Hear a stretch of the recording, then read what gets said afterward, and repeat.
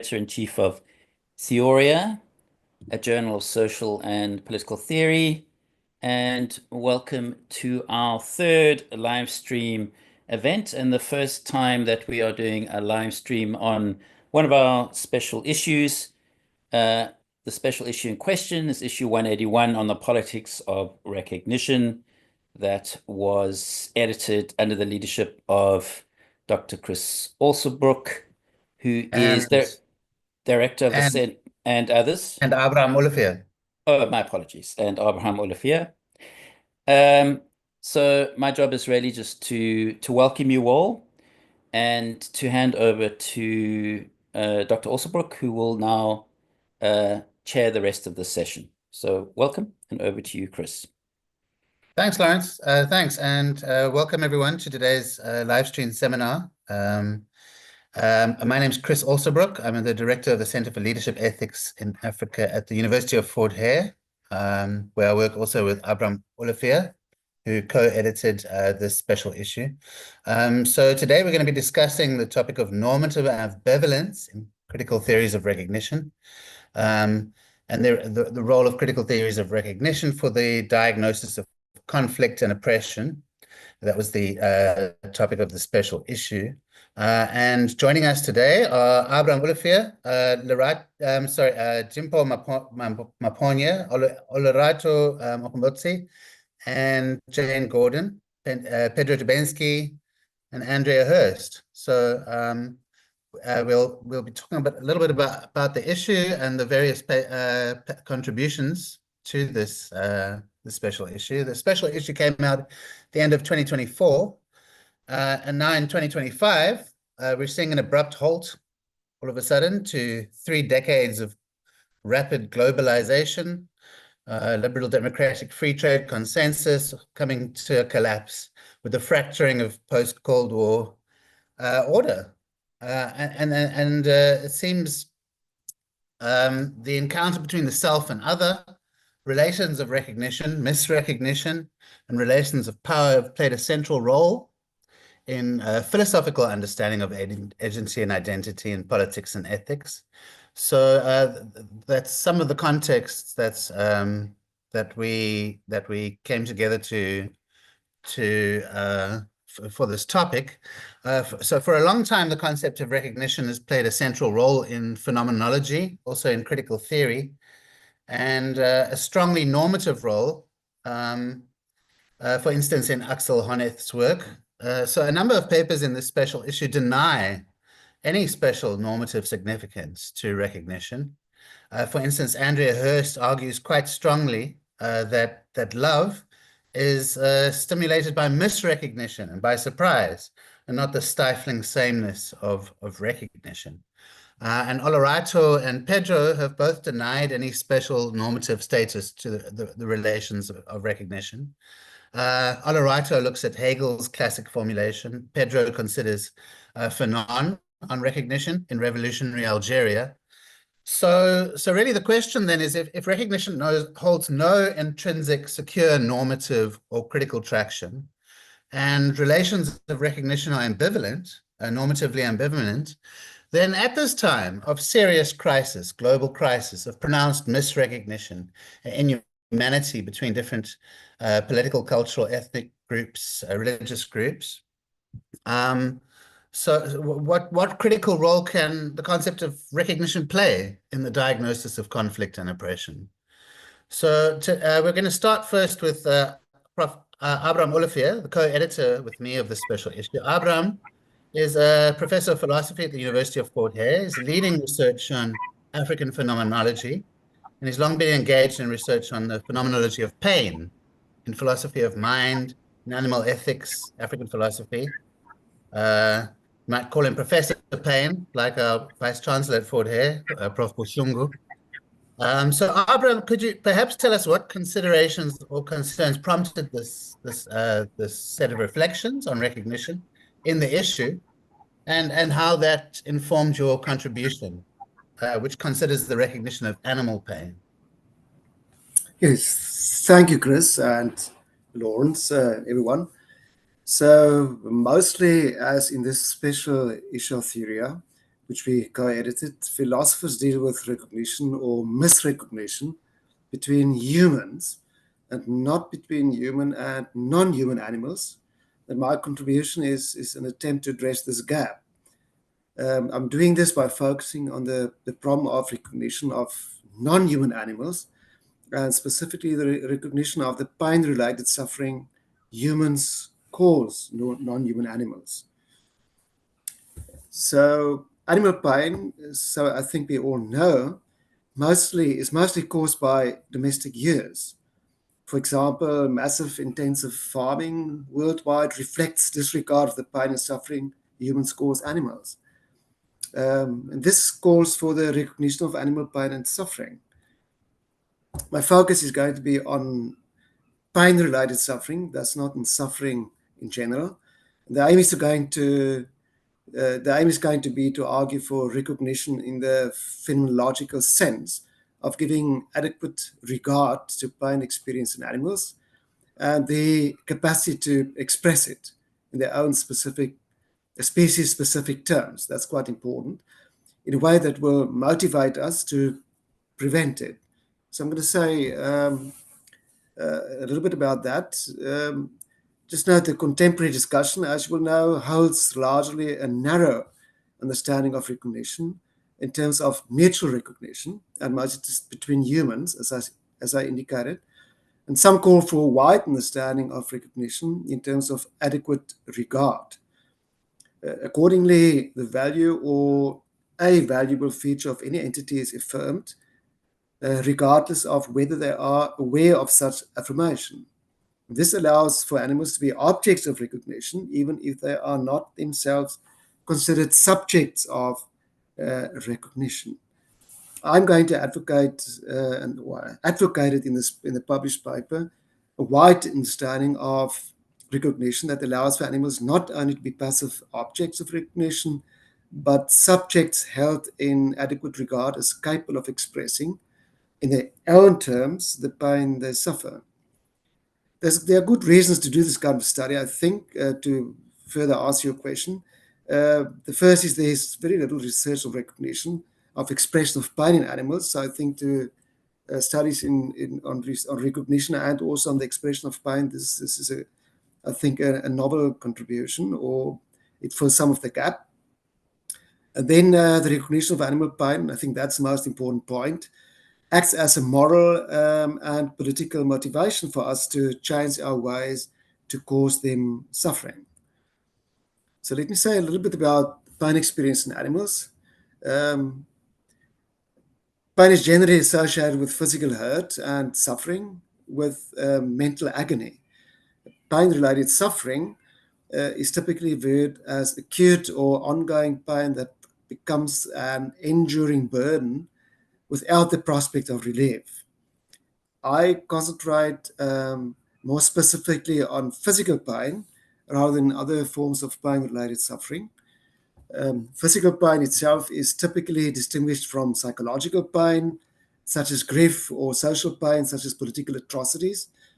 Biopsychosocial models prevail in pain discussions today, and these models assign biological, psychological, and social dimensions to physical pain. So generally, it is accepted that the capacity to feel physical pain is shared widely across animal species, from the bottom to the top, if you want to put it that way. Academic debates commonly focus on comparisons between human and animal pain. The main assumption in this paper is that a comparative approach may be in part helpful, but remains insufficient.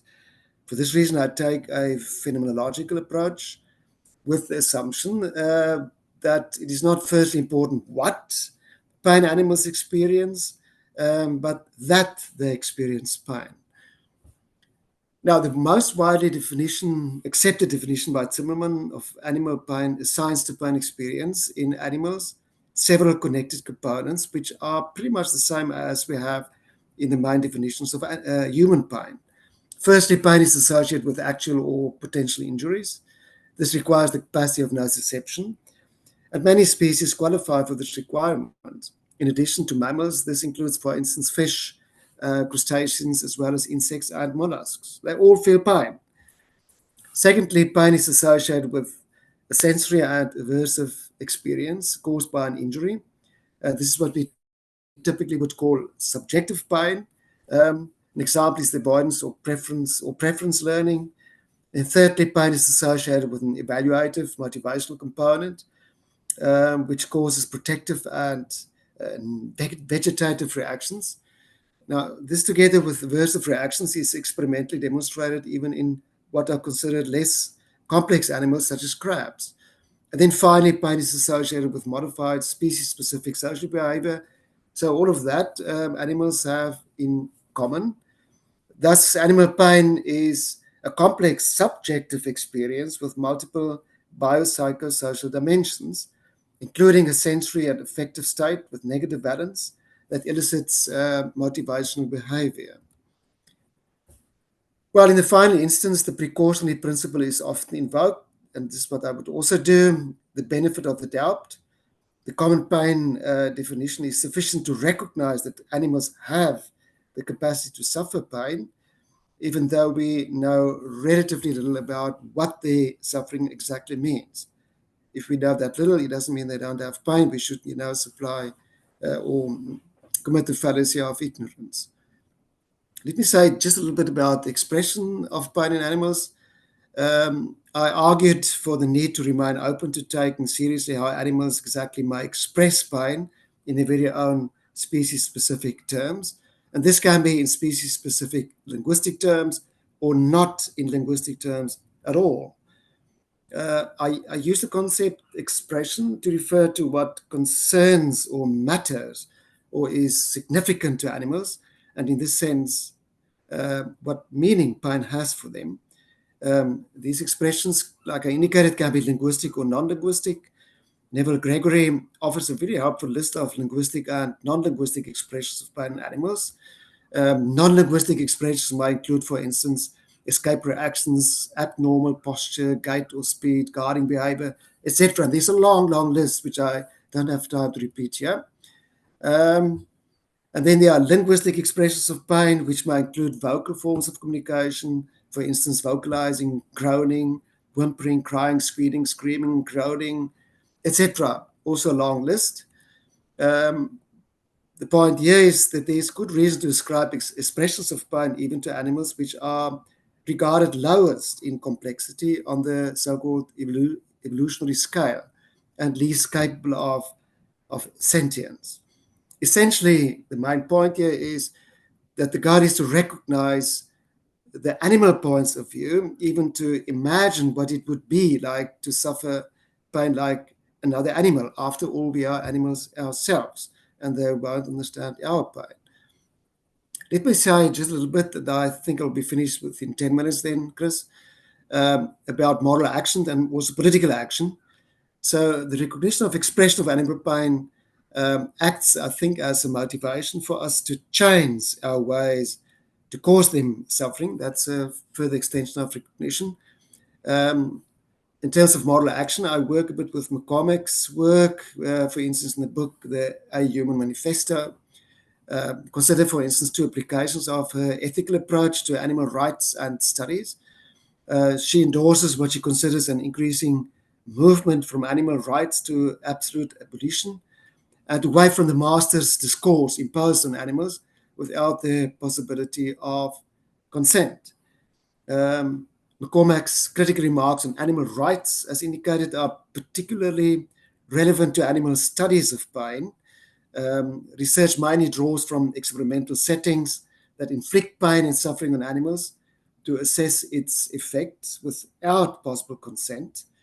Recognition means at the end to call out harm caused to animals in the name of anthropocentric science. And just a few words about the challenge to politics. McCormack thinks that humans will never abstain from anthropocentrism and recognize animals in their own terms. She ends up opting for activism, embracing human depopulation towards extinction. I disagree with that.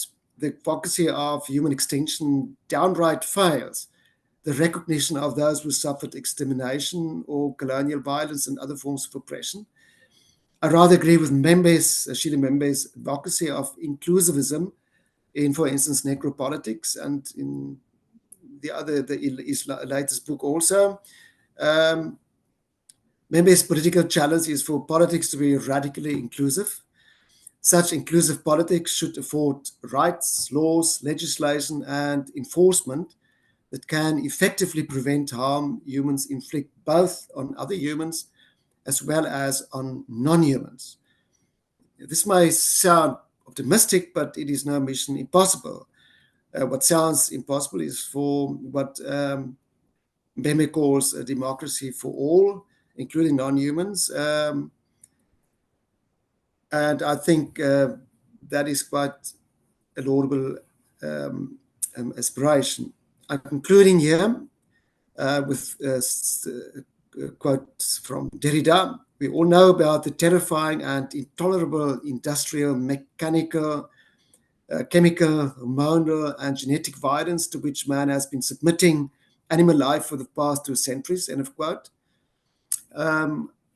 With others, I call it a war on animals. Humans have always managed to stop their wars. It doesn't quite look like they will be able to this time, but I guess they will. My question is simply then to end with, why not stop the war on animals as well? Thank you. Thanks, Abraham. That was an excellent overview of the argument that you made, and it's been good to see how the arguments developed as you progressed with these ideas. In a sense, we're trying to figure out what it's like to be a bat again, and you're showing in many ways how animals, how their pain can be recognized from our own perspective, even though it exceeds that. And there's a call to action that comes from that recognition. So thanks. We'll have questions later from people who've been listening in. But first we'll go to Olerato Mokomotsi, who's a lecturer in philosophy at the University of Cape Town. And he's working primarily in social ontology, African philosophy, epistemic justice. He's been considering how to escape the colonial library, and working very much in Western philosophy and African philosophy at the same time. So he's been looking at Heidegger and Hegel in his research on recognition, and so he's contributed a paper to this special issue on Hegel's account of recognition, where he offers a novel interpretation. Olerato, are you there? Can you maybe tell us a little bit about how you approached recognition in this paper, and what your argument is and your conclusions? Thank you, Chris. Yeah, thanks for this opportunity as well. I think I'm coming in very skeptical of the kind of normative pretensions of Hornithian recognition. And I think, there may be a few things to say as to why I arrived to where I actually arrive at.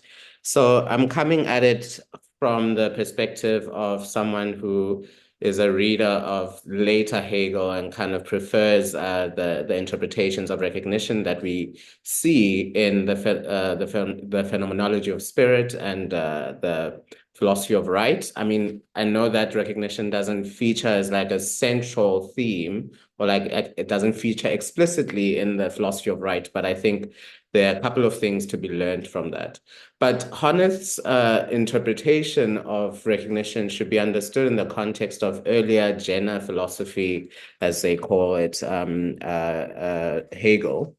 I think in part has to do with, that might have to do with why there's all these normative pretensions. It's almost like, it seems like it's a moral good for an individual insofar as recognition, according to Honneth, contributes to an individual's psychological sense of self. Because remember that Honneth is also coming in from the perspective of wanting to reject certain aspects of the metaphysical picture or the metaphysical background of Hegel when he's developing his account of recognition in the Struggle for Recognition book. So I'm coming at this, I think, in two ways, wanting to obviously reject the normative pretensions, because I think quite a number of very compelling arguments have been made by the ambivalent scholars of recognition, as you would say, which I'll speak to just shortly. But also, I think there's things to be said about the value of returning to certain aspects of Hegelian metaphysics, particularly this notion of actuality in Hegelian metaphysics, in order to hopefully get a better picture of what recognition is and how it fits into the picture. So I think the concern that I would have about the Honnethian picture maybe comes from the ambivalence, the feminist critical theorists like Judith Butler. People might be familiar with all these critiques that have come out of that tradition, including the fact that, recognition is not necessarily something that's going to be good for individuals, because I think they're responding to the conception of recognition that comes out of Honneth's original conception of recognition in the Struggle for Recognition.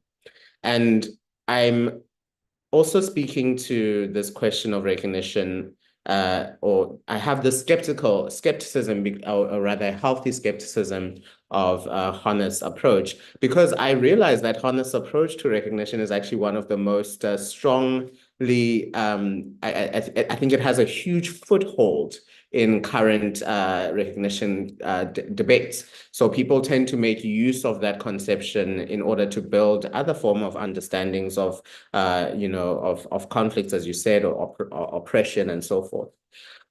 However, as we know from the ambivalence conversations, one of the issues is that recognition is something that can actually be used as a conduit to further oppress individuals. I know this might be I forgot the person now, but there was this example about how, when a child is growing up and a girl child is growing up, and there's like a ballerina. So the children, in order to show that they love the parents, in order to show that they love their child, ends up like doing everything that kind of reinforces the gender norms of the child and of being a girl, including taking the child to ballet school and so forth. And in that instance, it seems like, the child is being recognized by the parents. However, that recognition also seems to be an insidious conduit in reinforcing certain gender norms and gender ideals. So I think there's a lot of compelling arguments to look at why we should be skeptical of the normative pretensions. So outside of that, what I'm trying to do is that I'm trying to say that Honneth has this long-standing commitment to trying to save the normative significance of recognition. He does this even in response to ambivalence critiques. I mean, he developed quite recently a new kind of typology of recognition, if you want to say, where he says there's normative, there's the moral kind of recognition, and then there's the ideological kind of recognition. So he tries to do all these kind of things to make sure that he can still, argue for that. But I'm much more on the side of returning back to at least later Hegel in order to really understand what kind of role recognition plays. What is recognition? What is the point of recognition? That's really kind of where I'm coming at. And having been interested in looking at the development of self-consciousness as desire in general, people might be familiar with that claim from Hegel. looking at self-consciousness as something that is really traversing on a journey towards attaining actuality, as quite literally embodying the concept of itself, if you want to be, very quite Hegelian with that. So there's a trajectory of self-consciousness that we need to be cognizant of, and we need to place recognition in service of that trajectory. So that's why I see it important to only understand recognition in a functionalist sense, in the sense that it plays a constitutively necessary role in the attainment of actuality. But I think the issue is that that constitutively necessary role has been confused with the fact that it is, this kind of or rather this idea that because it's constitutively necessary, it also has a moral negative or moral significance. So I'm trying my best to try and distinguish those two things. Say that it does in fact have a constitutively necessary role to self-consciousness's actuality. However, we need to realize that in understanding that function, all right, that constitutive necessity, it's very possible for it to be manipulated and used for malevolent ends under the guise that this constitutive this role is being fulfilled. So I'm effectively speaking to for example, understanding why, for example, in the case of the ballerina girl, why, almost like it becomes possible, for example, to almost interpolate individuals through through recognition, for example, because it demonstrates that people are under the impression that in being recognized, I'm being rendered actual. Right. So there's something that seems to kind of be exploited in these conferrals of recognition. Also, in the same time, desires of recognition can also be informed by this more primordial, I would say, desire for actuality. And that's why ultimately we might be so quick. I mean, even now, we might be so quick to appreciate any form of any form of recognition that we get, is because we think that there's a sense of affirming, of completing, of creating this self-certainty, this independence that we I guess we'd say we're existentially in some sense always seeking. But yeah, I think that's where my contribution comes in. Thank you, Chris.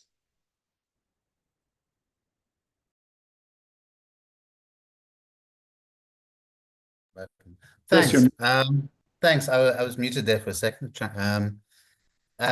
So yes, so you're in a sense skeptical of the normative conception of recognition, and go back to Hegel to see what the role of recognition is really playing, which is quite different from Honnett's programmatic approach, which is what we often find. I guess what he's responding to is always the worry in critical theory that it's a kind of dead end, very good at critique, and then no standard for assessing or diagnosing current political problems. But yes, in fact, the role of recognition can be ideological. That's one reason why I don't like living in a small town, is that you get trapped in a certain role in the way you're recognized. And we think we're worrying about what other people think, but often it's actually really our own concerns about ourselves that we have at heart, which points out that role of recognition in actuality. So we'll get back to some of the questions that arise from that. But I think it's great that your paper really set up that issue, which a few other contributors also addressed. So Jane, thank you very much for joining us so thanks, Olerato. We're going to move to Jane now, who's joining us from the United States on a Wednesday morning. Jane's a professor of political science, University of Connecticut, who works in political theory, Africana political thought. She's been looking at enslavement, statelessness in recent work. And she edits with Lewis Gordon the journal Philosophy and Public Affairs. Jane, in your paper in this special issue, you consider also the ambivalent function of political recognition in building post-colonial democratic solidarity. So in many senses, the project of post-colonial state building has involved the reproduction of alien state forms in which citizens do not see their aims and interests or customary social practices recognized by the state. So could you perhaps explain for us, please, how your paper addresses this crisis of recognition in the post-colonial state, which I think many of us can identify with, and why you advocate for more plurinational, creolizing state formations? Sure. So first, thanks so much, Chris and Abraham, for bringing us together and conceiving of this issue of the journal, and for the invitation to be with you today. And so it sort of, I came at the topic a little bit more obliquely, primarily as a political theorist thinking about the nation state form as being in real crisis. And I saw the connection to the theme of recognition primarily through just thinking about how in the Euro-modern world, the nation state has set the primary conditions for how relations of labor, land, and political belonging have been construed. And for a long time, the nation state has really been seen as the exclusive custodian of recognition, and also as a prime site of misrecognition and alienated forms of recognition. And so my piece was called Creolizing the State with a question mark, because I really did see it as exploring these particular kinds of possibilities. But the thinking really came very directly out of a book I'd written in 2020 that was focused specifically on statelessness and contemporary enslavement, the rise of both. And the book had really culminated in what I was trying to call an anti-statism. And I may sound very American here, and I apologize for that if that's true. But I'm in a context where there's been a sharp rise on the political left of anarchists approaches to thinking about the state. And people who see the state primarily as predatory and kleptocratic, either as unable or unwilling to counteract the kinds of precariousness that are created by current political economic developments and violently xenophobic forms of practice. And yet, I thought that anti-statism is very dangerous, that we need global responses to what has made statelessness and other forms of forced labor highly lucrative, and that has to involve governments and political institutions. And I also argued sort of in a more philosophical way that a lot of anti-statism really relies on a logical circularity, where the forms of political institution that we like are not called states, and the ones that we don't like are called states. And so it becomes easy to discredit states. But I basically had said that states include their neo-fascist varieties, as we're seeing now in the US. They also include political institutions that have very imperfectly expanded human freedom. And so the question isn't really whether we're for or against states, but the kinds of political institutions that we need and how they're constructed. And so I was drawing here from two political theorists in the States. One's Alex Olson, the other's Alex Zamelin. And they basically say, if democracy is intended to be enacted by the people, then the state itself is ours to reimagine and to bring into being. And so in the piece, I basically begin by talking about all of the cautions against state making that we need to be aware of. And I sort of go through them quite systematically. And then turn to Afro-Caribbean and African thinking to look at sort of kernels of different possibilities for thinking about state making.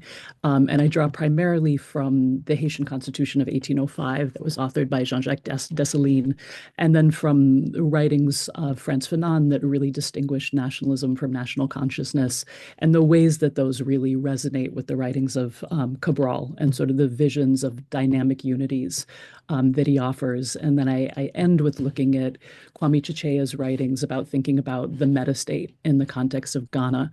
And some of those just sort of the specific things that I'm trying to think through with this, they really actually come out of reflections on a 1987 essay called The Madman and the Migrant that was by Jean Komaroff and John L. Komaroff.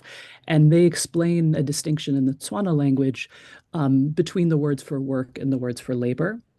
And so while the connotations of neither word are frozen in time, the former word for work, which is godira, is associated with making, doing, causing to happen, as when you might cook or cultivate or create a family or perform a ritual. And it involves working for oneself in modes of active self-constitution through a creative process undertaken in and with relations to others.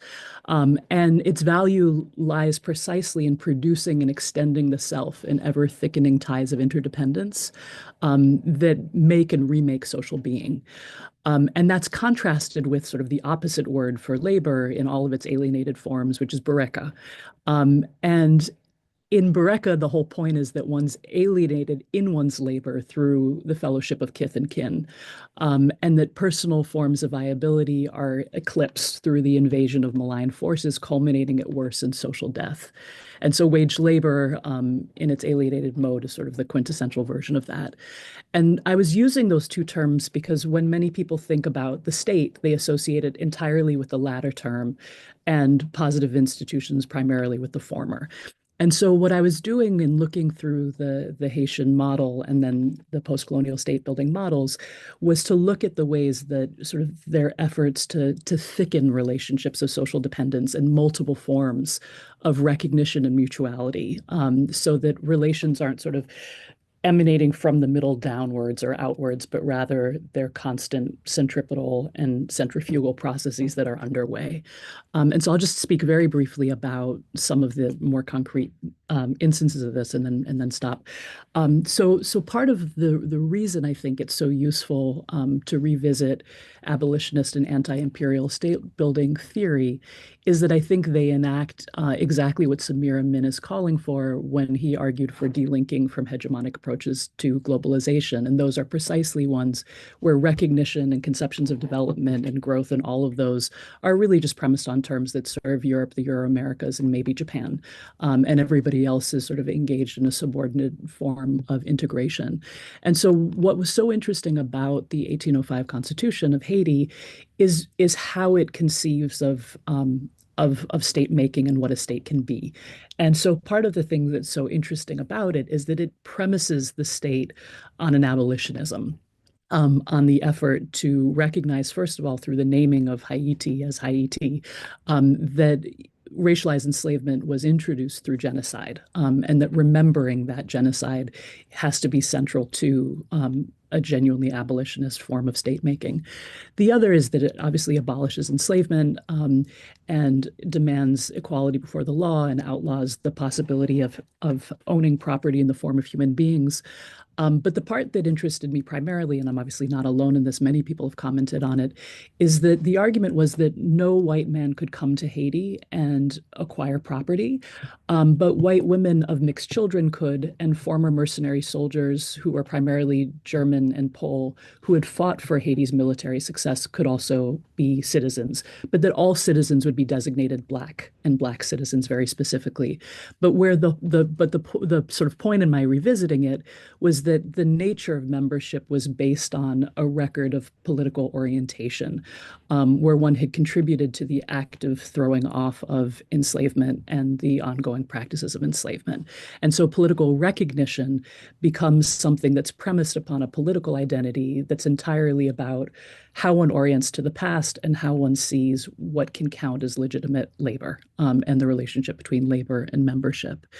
And then in turning just briefly, I mean, jumping massively forward to Cabral and to Fanon, Part of what really fascinated me in their work is that, unlike so many accounts of state building, where it's all about how to create the right sets of institutions so that you can bypass the necessary to build social fabric through actual relationship building, in both Fanon and Cabral, what you get centrally is this mapping of all of the multitudinous forms of difference that need to be negotiated and translated into strengths rather than fault lines. And so they offer all kinds of accounts of how to do this. But again, what's really interesting about it is that state making is about community making and relationship making that doesn't happen once and for all. That to the extent that one's thinking about political mechanisms, they're always about how to broaden and deepen channels of communication and collective building. And so I talk about creolization in the end mainly to say that what's especially useful, I think, in these theories of thinking about how to create new forms of political belonging through state making is that they're actively trying to avoid decreolization, which is where the meaning of any kind of existing belonging, whether ethnic, whether religious, whether linguistic, that its meaning could be treated as sedimented and fixed. Because the whole point with all of these theories of state making, including Chichea, is they see it as an active project that must be constructed. And so if we can predict, say, where one will land up politically based on the ethnic group into which one was born, we failed. And so their whole point is that part of the project of post-colonial state building is making the meaning and consequences of our identity sufficiently malleable that they're not overdetermined, that what political institutions create and make available to us can't be foretold by our birth certificates. And so I can just read in close. I can just read and close. Cabral, Fanon, and Chichea had no reason to call their vision a creolizing one. Still, the political disposition and mechanisms they outline seem like highly effective ways not of prescribing creolization, but of staving off decreolizing tendencies that they had very good reason to fear. Indeed, they suggest that signs of decreolizing, whether reifying ethnicity to obtain necessary resources only for some, or empowering new mediators between the metropole and local urban centers without any attention to internal peripheries, immediately promise political failure. They rightly affirm that not to attend to the state is gravely dangerous. It is to leave what remains the single most consequential organ of political life to those devoid of concern with decimating the planet and its peoples. In other words, when we ask whose state, our answers cannot let the most impoverished and corrupt instantiations exhaust our answers. And I'm happy to talk more, but I'll stop there. Okay, excellent. Thanks, Jane. That's a great insight into the concerns that you had when you were writing this paper. So here in South Africa, there's been, of course, a serious loss of confidence in the state and loss of participation. And we very much inherited a state in 1994 that was created between 1900 and 1910. So there's been calls for a new social compact, and also we have a constitution that sort of freezes that negotiated compromise. So there's no ways to reinvent the state or change the state. So in a way, these reflections speak very much to concerns in South Africa. And there's also xenophobic problems in South Africa. But there's been a Pan-African legacy to the liberation movement, and very, very much in music and culture, a strong Pan-Africanism, but not so much in political form, in terms of citizenship and the state. So it's interesting to see how these alternative non-political forms of creolization might be inspirational for in politics. So we'll be discussing some of those issues later. We're first going to go to Pedro Tabansky, who's the director of the Alan Gray Center for Leadership Ethics at Rhodes, that focuses on helping students reason ethically to change their patterns of behavior in their lives. He's written on happiness and judging, understanding, on evil, higher education transformation, and now recently his book on Fanon in Algeria. So Pedro, you discuss Fanon's time in Algeria in your paper in this issue, and like Jane, you also consider the crisis of recognition that's typical of post-colonial state formation. which Fanon was concerned about in Algeria after the civil war. It's not an uncommon phenomenon, oppressive kleptocratic dictatorship in post-colonial Africa. And much of what Fanon describes is also recognizable for many of us.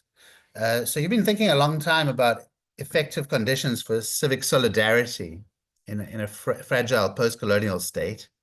How do you think the relations of recognition offer any helpful theoretical framework for the diagnosis of conflict and oppression in the post-colonial state, and how it can perhaps give us ideas on how to build relations of civic solidarity that can serve as a basis for post-colonial state building? Yeah. Pedro? Thanks, Chris. Great. Thanks for that intro. Good intro. Yeah, I'm also kind of, I guess you would say, optimism of the will and pessimism of the intellect kind of guy. I think that Algeria's predicament during the war was tragic.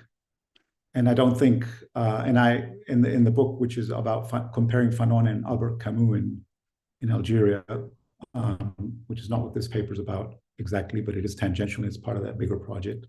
I kind of point that tragedy out, and I do in this paper as well. And I point out the limitations, I mean, the virtues and limitations of Fanon's thinking. The desperate situation in which he was thinking, I think it's really important that we understand that as well. So my criticism is always coming from the point of view of someone who's sympathetic and yet critical in many respects. So for Fanon, I think one way of reading Fanon, particularly his last two books, The Dying Colonialism and The Wretched of the Earth, is that he's giving us a philosophy of recognition. He's giving us the conditions required for not only for others, for the other, the colonial master, the bastard French, in this case, that were just absolutely and horribly ruthless since the colonization in 1830 of Algeria, dehumanized the population in the most savage way, as reported both by Fanon and Albert Camus, and left Algeria no alternative, Muslim Algeria, namely Berber and Arab Algeria, that's Muslim Algeria, to have no choice but to engage in a violent confrontation to eliminate, or to try to eliminate, the Manichaeism that the French regime, colonial regime, had set up. And I think that failed. And I think for reasons that Fanon, for which I'm critical of Fanon, while at the same time being sympathetic, because I don't think there was a solution in a way. But that actually, in a way, that tragedy, in a way, should also shed light on conditions for the possibility of recognition. So what happened in Algeria was people, and Fanon talks about this, maybe not using the language of recognition that often, but Muslim Algeria didn't recognize itself. It was so oppressed and crushed that there was no self-recognition. That had to be built. So in that way, I agree with Olerato's Hegelian reading. I think Fanon was inspired indeed by Hegel. It was an endpoint. Recognition was an endpoint, something to be achieved. And he offers some beautiful examples of how that can happen. I think one of the important distinctions, the case of the veil, the family, love, how it gets reconfigured in revolutionary situations. It's beautiful stuff. I think his second book, A Dying Colonialism, is radically understudied. I mean, that book is really quite beautiful. About how a society, in much more detail actually than in The Wretched, how a society can come to build itself from within itself after being completely crushed by the oppressor, and by also things like sexism and the veil. So he gives us an account of how the reconfiguration is happening through the revolutionary process. So the woman with the veil, suddenly the veil becomes a place to conceal weapons. It becomes a place where men who are partaking of the revolution can conceal their own identities and move from place to place. It's something that women can put on and take off suddenly, because when they have to go to the European sections, and they choose, women who are more European-looking, Arab women or Muslim women who are more European-looking, can take their veils off and dress themselves up as Europeans and do the things that they did, namely put bombs in different cafes, famously. The problem, and this is a problem, and this is one reason I bring Arendt into the picture. And again, I really like Arendt, as I really like Fanon, but she's far from perfect. I mean, the sort of her views about civil rights in the United States, and her frankly racist and bigoted at times. I still think there's a lot of interesting things, and I think her account of violence is deeply interesting. And her account of violence is deliberately, I think, contrary. She's having a dialectic with Fanon, and I think actually more possibly even with Sartre, the Sartre of the preface of The Wretched. And that and her basic idea is that violence can't build anything. You cannot. So for Fanon, you can build culture. You can get culture going again. So, right, kicking it off. And for him, culture is a dynamic thing. So it's growing, it's evolving, but it has an imminent force, but that force needs to be found and needs to kind of take off. And that is the medium that the French left Muslim Algeria with. It seemed, at least according to Fanon, the only medium that was left was violence, right? So people who I really like, I love the work of Mulad Faraoun in his journal, for example, of the revolution, of the war. And I really like his wrestling with what to do, because he was very down on the FLN. The FLN is the revolutionary group that Fanon was part of, but he was also incredibly down on the French. And he was on the ground, he was a school teacher on the ground in Berber, Algeria, in the country, seeing that one day the French would come in and do their thing. Next day, the FLN would come in and do its terrible thing. And she gives many examples of how that thing. And so this is consistent with Arendt's picture of violence. So Arendt's picture of violence is violence can't build anything. Violence can clear the ground to build something else. But these are two very different things. You cannot just use violence as a building, as the catalyst to build something. It only levels the ground, clears the ground for something else, something new, a new birth, right? And I've been alluding to her conception of natality there. For Fanon, on the other hand, violence can become a creative force. So that's a kind of dialectic, and I agree with Arendt, right? But at the same time, I don't think Fanon was between a rock and a hard place. I mean, what does he do? What do you do if the French were so terrible? How can you possibly do something to stop the horror from happening? And it looked like the French only left the Algeria because liberal Muslim people and non-Muslim people like Camus, they thought that we could kind of, let's try to have a conversation here. But the problem is the French didn't see their interlocutors as genuine interlocutors. They were just garbage. So the problem was real and tragic. And another thing that Arendt points out with violence is that the violence needs to be violence can only be effective in certain very specific circumstances. You cannot let violence take on a life of its own. And that's what happened in Algeria. So I can shoot someone in self-defense. I can engage in a very calculated violent actions that have a finite end, right? Not prolonged forever. And what happened in Algeria is the violence got out of hand, and whatever justice the FLN wanted to achieve failed. And actually, a very interesting, one of Fanon's friends, Abane Ramdane, was murdered by the FLN.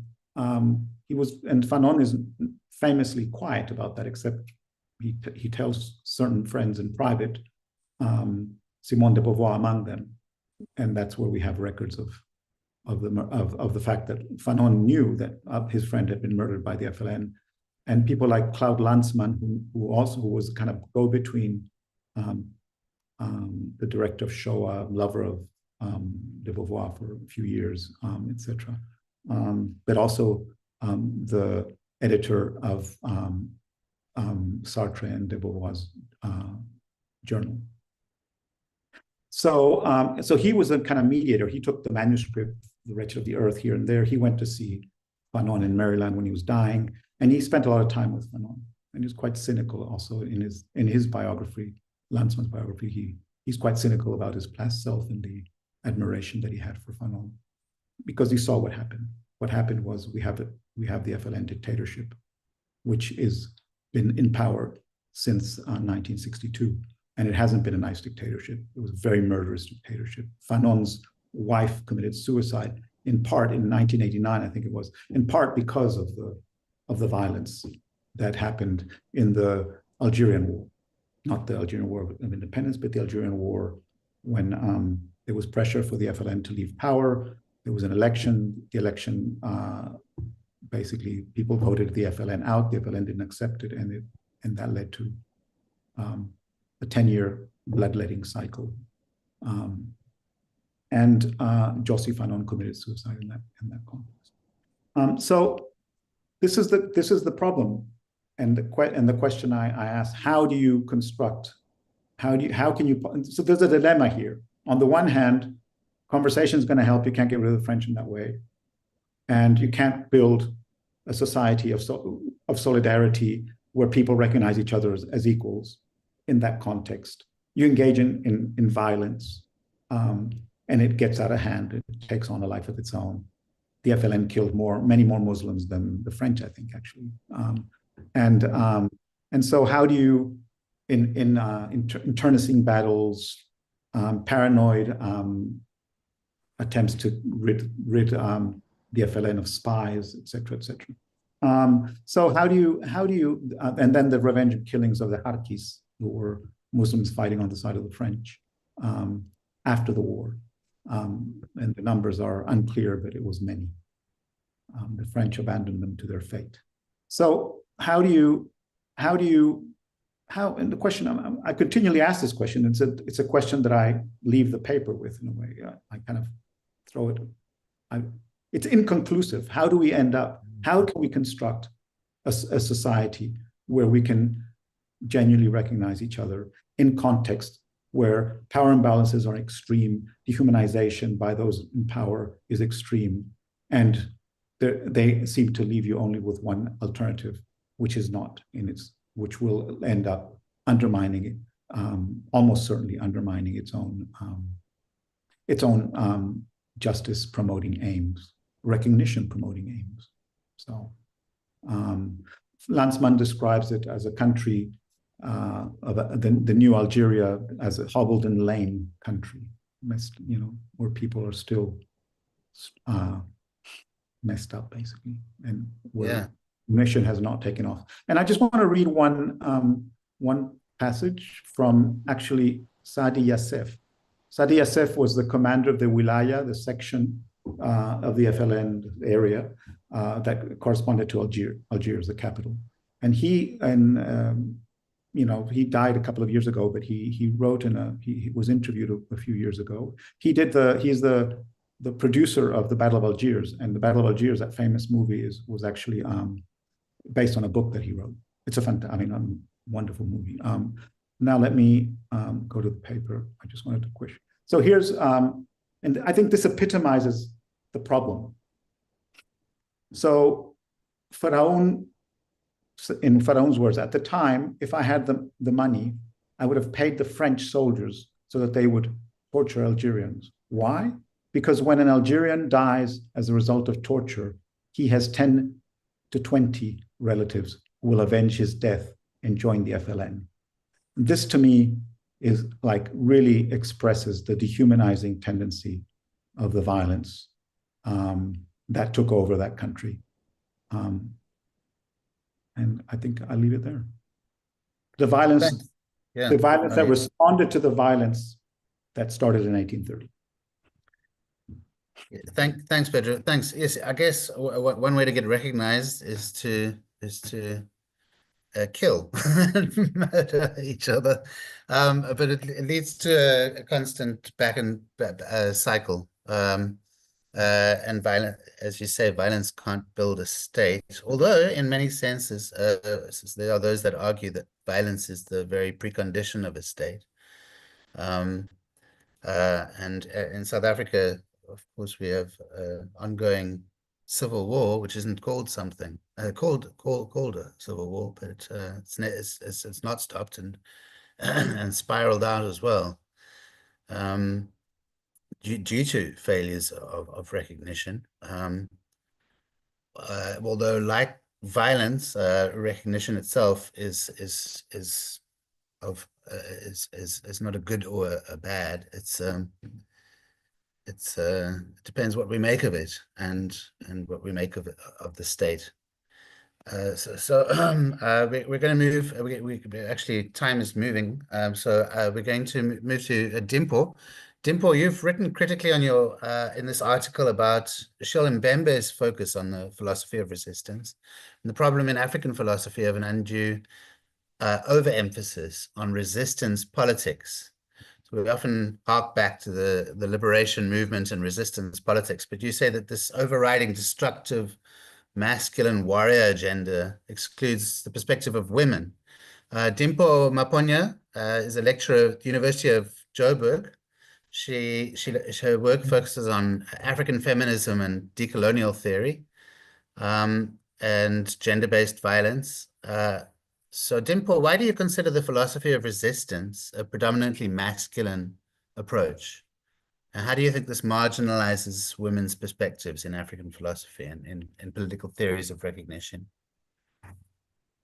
Thank you very much, Chris, for the introduction, and thank you for organizing this as well.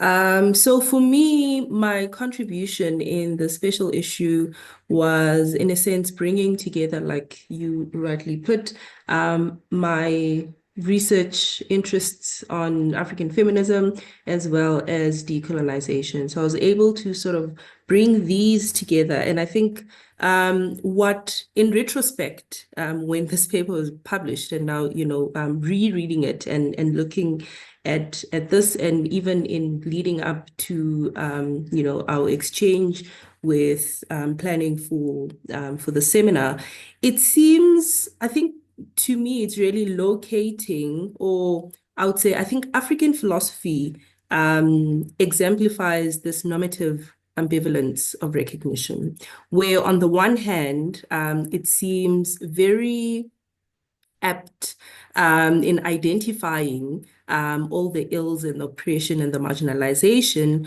as far as it comes from the external, like from the outside.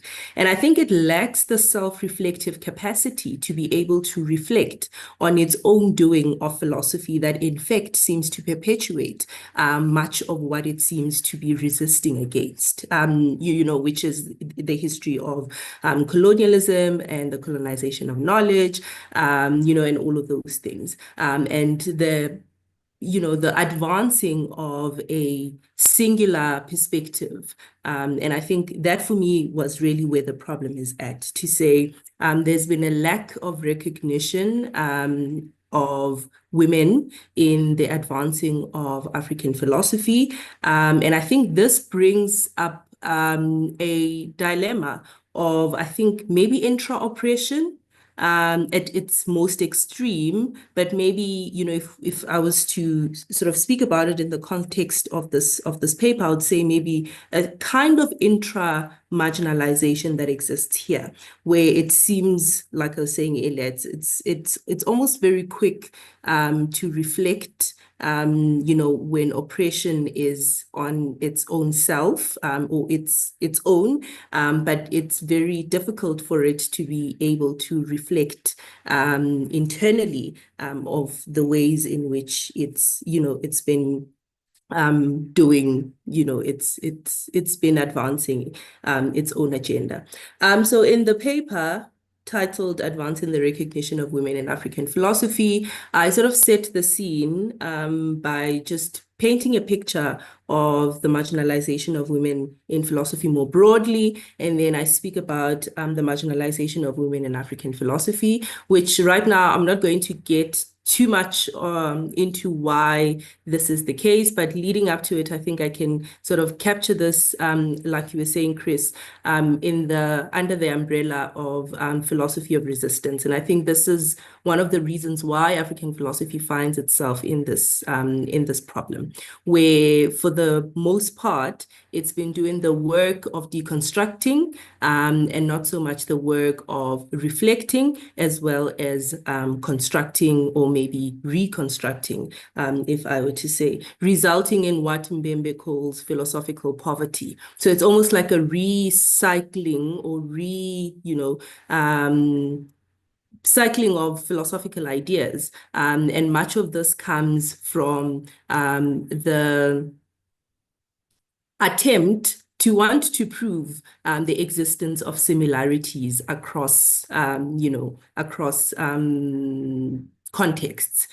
So I bring together recognition, or at least I bring recognition under the framework of decolonization, and I theorize recognition, or at least I think about it as a decolonial objective. And this is if we think about decolonization more broadly and what its goals and objectives really are about. So I connect recognition and decolonization in speaking about the marginalization of women. And my argument really is that the lack of recognition of women in African philosophy is in fact incompatible with the decolonial objective, because it doesn't really help us advance the recentering of the previously marginalized if all there is to perpetuate or reform to the already existing structures. So my speaking about recognition is drawing from the work of Charles Taylor. So I speak about recognition and the struggle of identity. And I look at Charles Taylor's notion of recognition, and he simply ties recognition to identity and speaks about recognition as instrumental in constructing one's identity, where, one's identity is shaped by recognition or it's shaped by its absence. So he speaks about recognition at two levels: the intimate level, the public level. And I think what is interesting here for me is when he speaks about recognition at the public level and speaking about it as a duty that one has to others. So there's a duty that each one of us has to others by recognizing, others. So, and I think he draws recognition, identity, and speaks about the construction of an authentic self. So in order for one to be able to construct an authentic self, there's a need for recognition, which then plays a part in this construction of identity, and then as a result, the construction of one's authenticity. And he speaks about recognition at the public level really functioning at these, he breaks it apart into these two parts.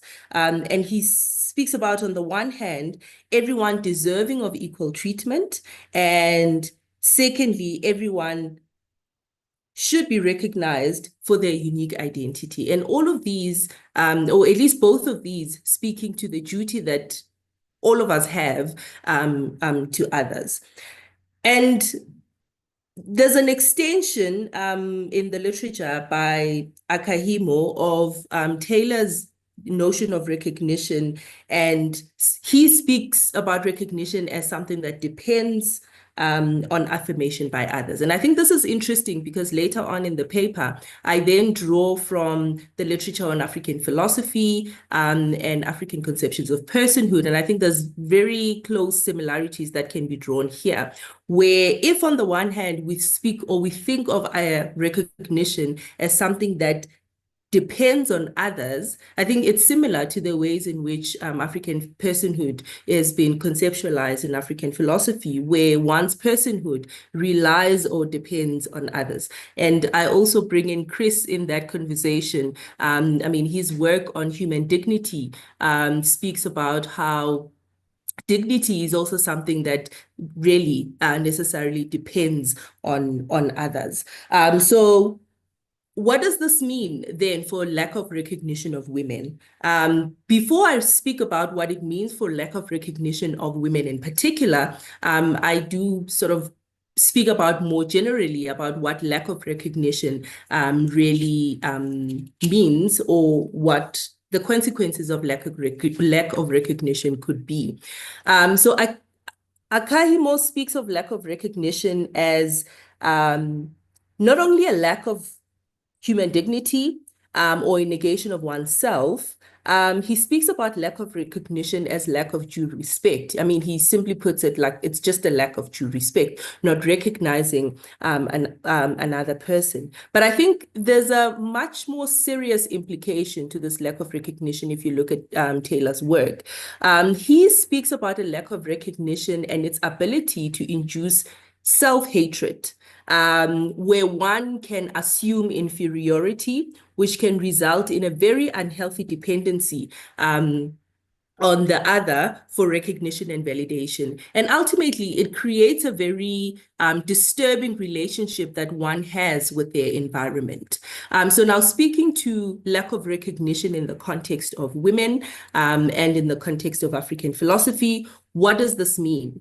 I think this really, for African philosophy, I think this goes against the fundamental goal of African philosophy if we locate African philosophy within the broader decolonial objective, which is, to eradicate colonial thinking and to recenter the previously marginalized.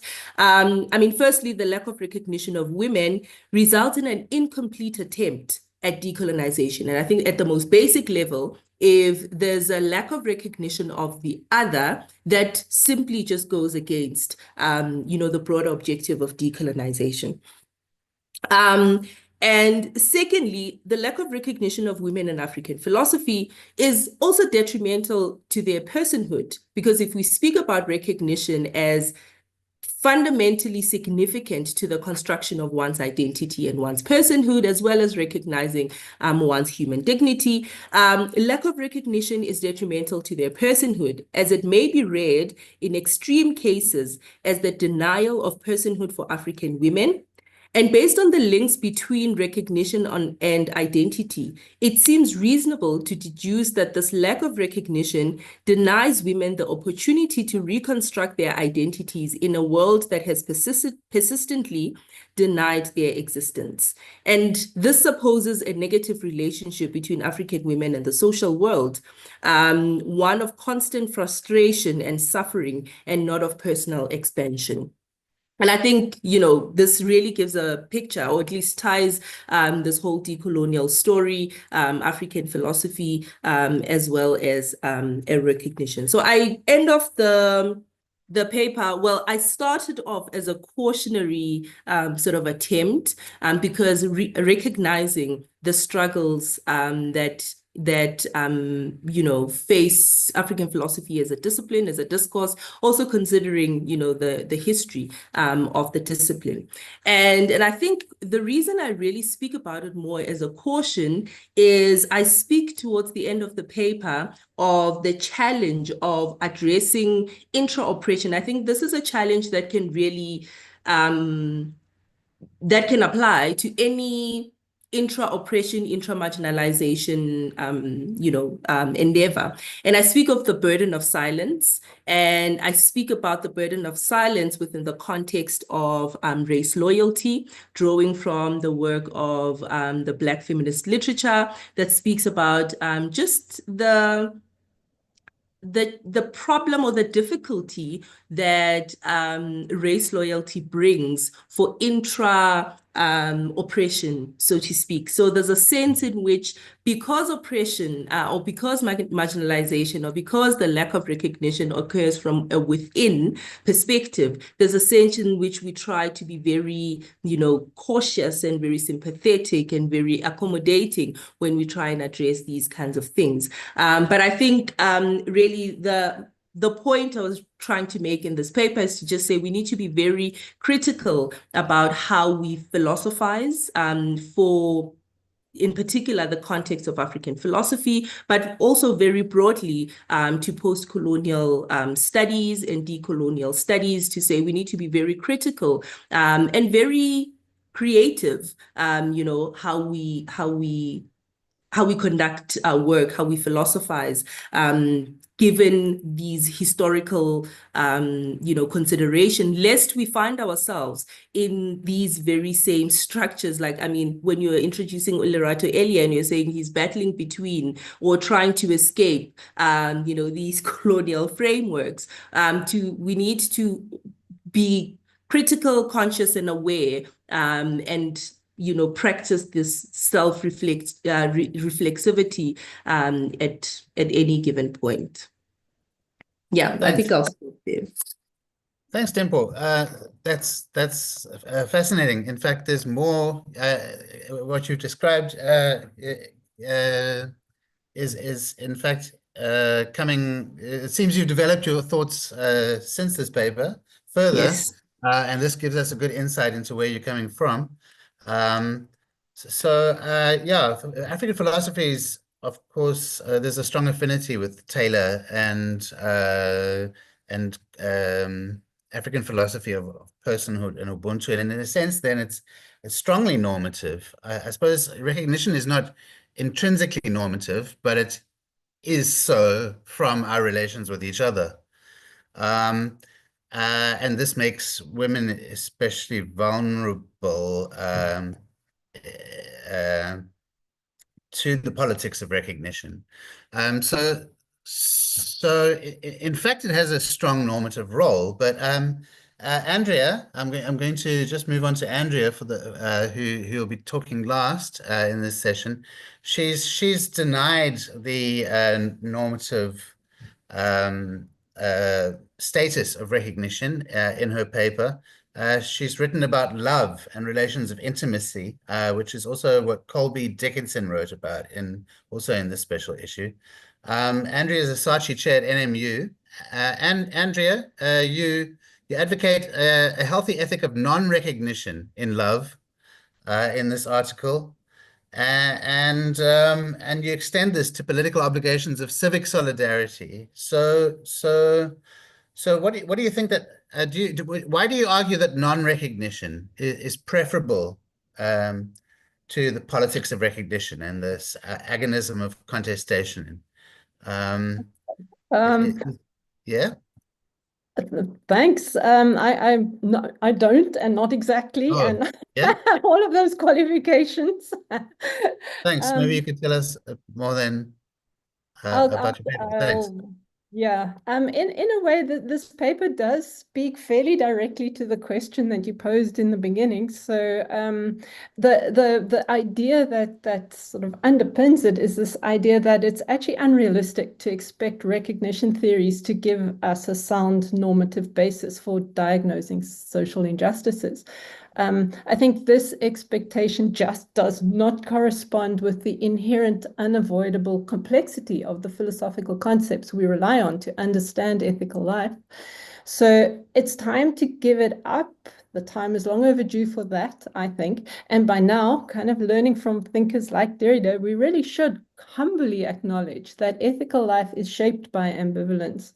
There just is no single normative perspective to rely on as a basis for ethical diagnosis and action. And the best we can do is kind of remain ethically active, caught up in this ongoing negotiation of best possible compromises for now, and then constant flexible adjustment to the changes and new injustices that are brought about by these very compromises. Because that's a basic idea that underpins this paper.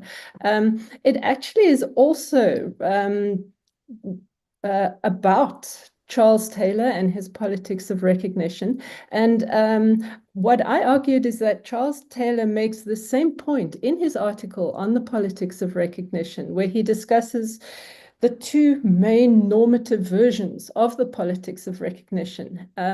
Both of these aim to challenge kind of structural inequalities and bind us into an integrated community through this idea, this philosophical idea of equal reciprocal recognition of all for all.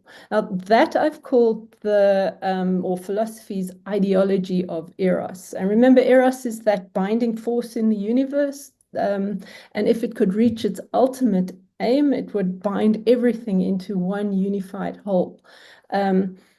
But ironically, of course, divisive conflict is baked into this idea. On the one hand, the idea of equal reciprocal recognition stresses universal sameness. The idea that we all deserve the same rights because we are fundamentally alike. And on the other hand, equal reciprocal recognition emphasizes what makes us unique, our cultural identities, histories, and perspectives. And in true Derridian style, Taylor shows that both versions of the normative politics of recognition are aporetic, they're dead ends. They not only oppose one another, but each is internally inconsistent, since putting it into practice contravenes its own core principle. This is what he shows in his article. So ironically, treating everyone the same can actually reinforce inequality, and you end up having to treat people differently for the sake of equality, for the sake of sameness. And on the other hand, in the politics of difference, it tries to preserve cultural uniqueness, but often ends up enforcing conformity within those cultures.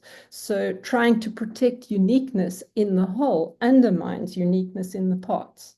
And so the problem that you find then is that while both of these opposing kind of basic approaches have some legitimacy, proponents of one, rightly assured of its kind of limited legitimacy, assume that this automatically delegitimizes the other. And you have these kind of separate conflicts of normative theories of recognition. But Taylor argues that instead of one disqualifying the other in a kind of a power struggle, we actually just need to live with the tensions they expose. And he proposes a hybrid approach, a kind of political juggling act where we commit to defending certain rights while also according the immunities and the liberties needed to create space for cultural particularity. And he acknowledges, along with Derrida, this is hard work. It's really imperfect. It doesn't work well, but it's the best we can do. So I like Taylor's analysis very much. What I thought, which is where the love comes in, is that you also need to factor in some kind of affirmative account of non-recognition. I mean, the idea for this came from his remark that the idea that we are formed by recognition creates misrecognition as a harm. And I thought, well, hang on a moment. Lacan and others have made it clear that there are affirmative forms of misrecognition, kind of recognition of the unrecognizable in us or our non-identity to ourselves. So Lacan would argue that contrary to this ideology of eros, love happens in the domain of misrecognition. And I thought that this perspective could not take away from and not subsume, but just deepen the discussion of politics of recognition. Lacan would argue that, or does argue that, recognition as identification, identification being the very act of trying to see people precisely as they are, that kind of recognition is already an act of misrecognition because it has to fail to capture the ineffable complexity of a person. So even if identification remains the starting point for any political move, if we acknowledge the unjust misidentification in every act of identification, then we can't just blindly and arrogantly support a political system based on a particular way of identifying humans. So also this idea of bringing misrecognition into it suggests that we should let go of the idea that full recognition is necessary for dignity and respect. Instead, we might kind of ground our political moves not in seeing one another, but in a kind of humility that comes from knowing we'll never fully comprehend or represent each other. And also, if we see that we're drawn to what is ungraspable in others, that's where desire is triggered. We're drawn to quirks and strange and singular qualities that make us feel disconcerted, not to people's credentials. If we accept that, then we kind of move away from competitive models of recognition. So just to make it absolutely clear, I'm not at all advocating some kind of new radical politics of misrecognition that will solve all the political aporias that Taylor describes, not at all. I do think acknowledging misrecognition as affirmative could catalyze a kind of an ethical shift from competitive power struggles to kind of mutual empowerment and humility and generosity and creativity. And I think this would create an ethical attitude towards others that would augment the kind of difficult political juggling that Taylor rightly calls for. Of that kind of ongoing, judicious, and inherently imperfect negotiation between conflicting political imperatives of recognizing both sameness and difference. So I'm not denying that that is what one has to do. You have to negotiate those two imperatives. They are normative. They're not going to work well. But I think that an attitude of non-competitive mutual empowerment and humility and generosity would augment that struggle. So that's really all I'm arguing. I don't think it's quite as radical as you might have suggested initially, Chris. But yeah, that's it. That's. No, sure. Thanks, Andrea. Yeah. In a sense, I guess that also speaks to Abraham's point at the beginning, which was about that recognizing animals' pain. We're not going to recognize exactly how they experience things, and yet the basis of animals' rights shouldn't be on what we see, what we can identify with. It should also exceed that. And so in a sense that applies to our relations with animals and also with each other in the state. There shouldn't be this insistence on sameness or a certain idea of who the citizen is. I didn't quite realize that this would take up all of our time. That there's not going to be time for discussion and questions. There have been some questions in the chat, to which our participants have been responding at the same time. But we have basically run out of time. This has given an overview of some of the contributions to this paper, and I appreciate those who came along today to give us an overview of their papers and how it fits together in this issue. It's been actually fascinating to hear what everyone has to say, and how these papers fit together. And in fact, I've just seen text when Abraham and I were putting together this issue, and to hear everyone talking about their papers has given a very different insight into that. So I appreciate that. I'd encourage anyone who was here today to look at the special issue and the various papers in that issue, in light of what they've heard today. I assume that the participants who are here today would be happy to engage with you further if you were to contact them. So thank you, everyone. We're going to be stopping now since it's 6:30. It's dark outside here. I see Abraham's face started off from well lit to a glow in the dark room. Thanks very much, Abraham, and Pedro, Dimpo, Olerato, and Andrea, and Jane. And thanks to Sharon and Lawrence from Theoria, who organized this today. It's been a good experience, and thanks very much. Thank you all very much. We're going to close the meeting now. Enjoy the rest of your evening. Bye-bye, everyone. Thank you. Good evening. It was great. Thank you. Thank you. Great, yes. Thank you, everyone.